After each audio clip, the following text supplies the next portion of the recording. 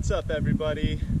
I just bought this 2010 Dodge Challenger SRT-8 and look at this color, beautiful.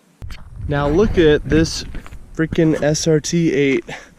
I have always wanted one of these, have thought they were a great looking car, but this color is amazing. And check out these rims, and they say Alcoa forged on them, and then beneath that you've got the red Brembo brakes. Super great combination, very telltale sign of your Challenger SRT series. Man, this color though, I'm telling you, it is amazing. Now we just need to take it for a ride and see how she does. So now let's check out this interior. We start off with these amazing, really big, comfy SRT seats. You know, they've got the suede inserts, and the seat itself is just really big. You know, I sit right in there and I just feel like I'm hugged, which is funny because you don't really need to be in this car because it's not really made for corners, but it's kind of nice either way. You've got the SRT little gauge in there. This car you can see has 51,900 miles and all that. It does have automatic headlights, all that sort of stuff. Nice Mopar little automatic shifter. The navigation is actually, it is old technology now, but it is pretty easy to use and does a decent job. You also get the SRT up there on the dash, just to tell you again what you're in. It does have heated seats, which are nice here in the mountains, and then the rear seats are super nice as well. And I do like that all the SRTs do come with that insert there, the blue insert to match the paint. So if you've got red, it'll be red. If you've got black, it'll be black, but it's a little leather strip there. So all very nice. Obviously it comes with cruise, which is another great feature for this one. And this one does actually have the upgraded subwoofer, which is a huge plus as well, so you can jam out while you're using that right pedal. So as soon as you get into this car and turn it on, you instantly know there's a ton of power. You can just feel it as soon as you hit the ignition and the exhaust starts rumbling. It's got the 6.1 Hemi, which produces 425 horsepower and 420 foot-pounds of torque, and you can really feel all of that power. Now, this is a very heavy vehicle, so it takes a lot to move something like this, but honestly, when you put your right foot down, it goes, and it goes well. Now, the shifts are a little rough. I will say, you know, this is a first generation SRT-8 Challenger essentially, and it feels like one. You know, there's a lot of, I guess, issues. I wish it had a few more gears, but then again, this is when Chrysler was basically coming into their own and developing these vehicles like this, so I have to give them a little bit of a break. And to be honest, when you're comparing it to other muscle cars of the same year and genre, they're pretty similar, so can't hate on that too much.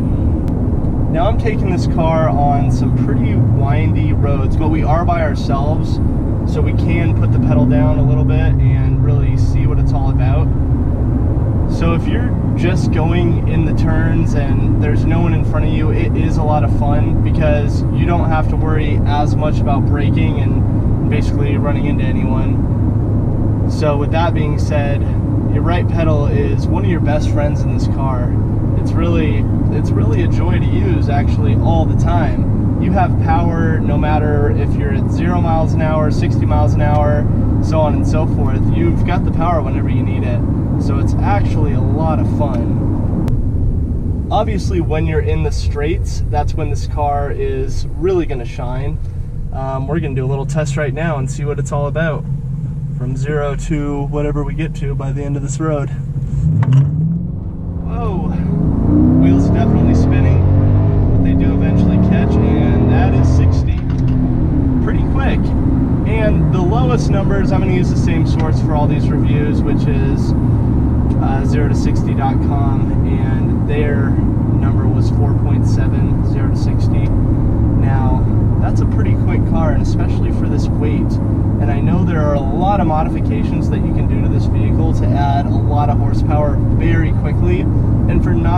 money. So if you're into modding cars and you happen to like big V8s, this could be a pretty decent car for you to consider. Another thing to consider is I did purchase this vehicle just a few days ago for only $19,300 after it was all said and done. I did pay cash for the car, so you know there's no taxes or anything like that if you were to get it from a dealer. But if you were to buy this car for $19,300, it is so much fun. And to be honest, that's going to be decently affordable for a lot of people. So that's a great thing when you can get all this power and these good looks all for a super cheap price comparatively. Because if you were to buy one of these new, I mean, you're talking what, $50,000 new at the dealer when it's all said and done. And I don't know that the $50,000 new one is essentially $30,000 more fun. I guess that'd be up for you to decide, but this is a great bargain for the price. Now, as we're driving, the handling obviously is not the best, and it's not meant to be, right? It's a big muscle car, and that's what it is. You know, it shows how much it weighs in the corners. It does feel top heavy, and that doesn't really take away from the fun for me, just because I know that once I get on the straight, it's a beast, and I do still have power in the turns, which is nice, but these back wheels, they love to kick out. You know, you can put some good rubber on here to help that a little bit, but with power like this, it's just going to be what it is. The great thing about this Challenger is that it really is a big cruiser.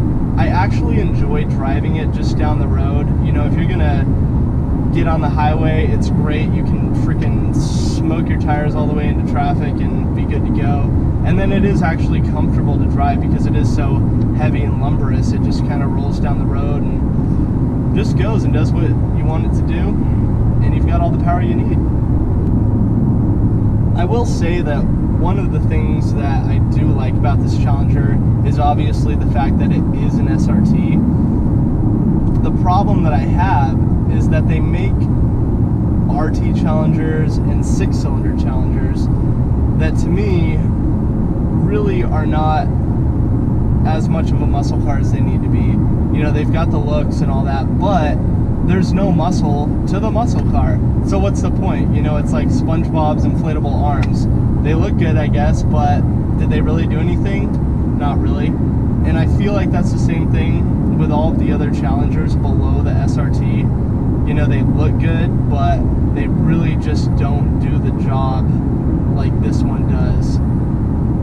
And also, if you've got one of those models and you decide to put SRT badges on it and change all those things, just don't.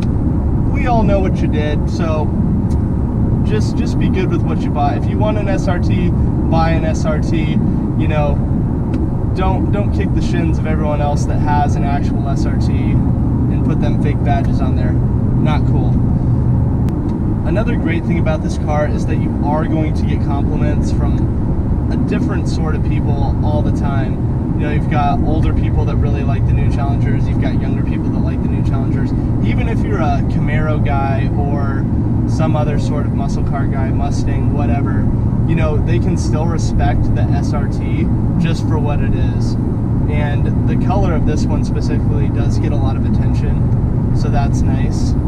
If you don't like attention, you know, you can always get a black one or white or whatever you prefer, but these SRTs do actually come in a pretty good range of neat colors, which, you know, there's red, there's purple, there's this blue, there's orange, and then, you know, all the other standard colors. So you do have a great selection if you want something a little jazzy, or if you want to keep it simple, you know, it's kind of up to you. But either way, people are going to like the car, and you will get compliments, so that's great.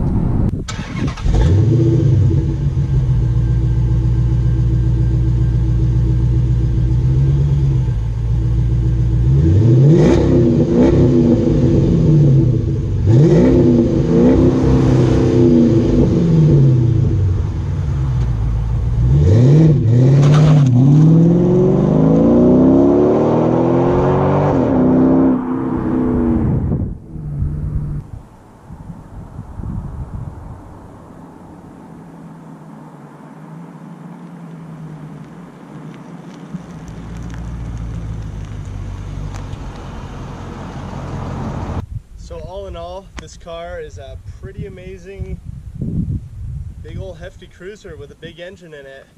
So if you like muscle cars and you like to go fast and look pretty good doing it, this might be a good choice for you. And again, $19,300. That's what you get. That's great.